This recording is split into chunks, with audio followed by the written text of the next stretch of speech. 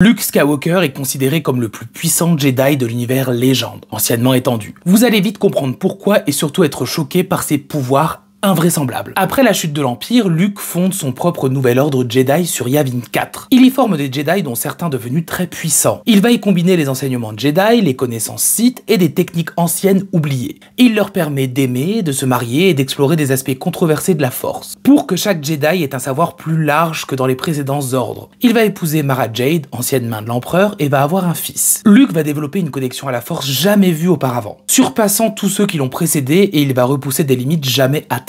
Il va maîtriser des techniques et des pouvoirs uniques et manipuler la Force avec une grande liberté. Sa télékinésie va devenir presque absurde. Il pourra déplacer des vaisseaux entiers, des chasseurs, maintenir plusieurs ennemis dans les airs en même temps. Il pourra écraser ou briser des vaisseaux, des bâtiments, des êtres vivants juste en concentrant la Force. Il peut balayer des armadas juste avec la Force, raser le sol autour de lui, paralyser ceux qui l'entourent. Il peut altérer la gravité autour de lui pour créer un champ de distorsion. Du coup, les ennemis perdent l'équilibre, lui il peut flotter et faire dévier les tirs et les objets juste en modifiant la gravité. Il a même déplacé un trou noir pour absorber un vaisseau au lieu de déplacer le vaisseau lui-même. Il utilise une barrière de force pour absorber l'énergie, que ce soit les éclairs Sith, des explosions, des décharges, des tirs de vaisseau, et peut même les rediriger contre l'ennemi. Il peut créer une bulle de silence permettant de neutraliser la force à l'intérieur. Il a même pu marcher sur de la lave en combattant une créature grâce à la force, sans oublier tous ses pouvoirs psychiques. Il peut projeter sa conscience sur d'autres planètes, mais aussi communiquer avec tous les Jedi à distance en même temps. Il résiste aux manipulations psychiques, même contre des ennemis puissants. Il peut créer un mur psychique qui renvoie les attaques mentales, et même les renvoyer pour faire souffrir un Sith. Il peut résister à la corruption du côté obscur, même en s'y approchant pour mieux l'étudier. Il peut cacher sa présence à des Jedi ou à des Sith, et même devenir invisible à la Force. Il peut masquer ses intentions, ses émotions, sa localisation. Il peut influencer des foules entières, effacer des souvenirs, créer des illusions collectives, créer l'illusion d'une grande armada de vaisseaux par exemple, faire croire à un adversaire qu'il est paralysé, aveugle ou mort. Il peut manipuler la structure des objets. Il peut réduire voire dissoudre le côté obscur dans les objets ou dans les êtres vivants. Il peut ressentir les émotions, les souvenirs et les intentions laissées par un objet, mais aussi revivre les derniers instants d'un Jedi mort en voyant ce qu'il a vu. Il peut remonter des années dans le passé ainsi. Il peut explorer la Force elle-même, ses lois, ses entités. Il peut naviguer entre les différents plans de la Force pour communiquer avec d'anciens Jedi, des esprits et d'autres entités, pour découvrir des secrets oubliés.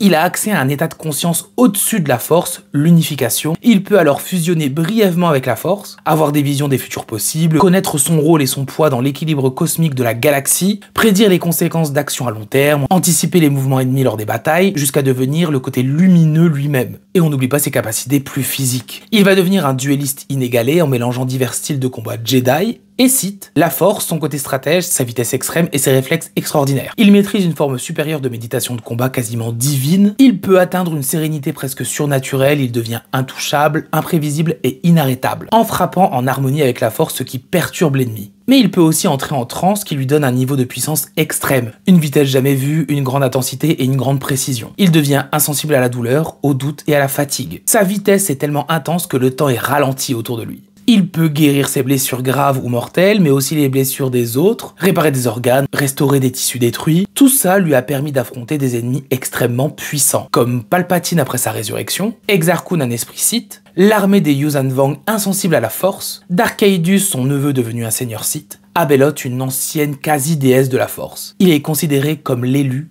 accompli.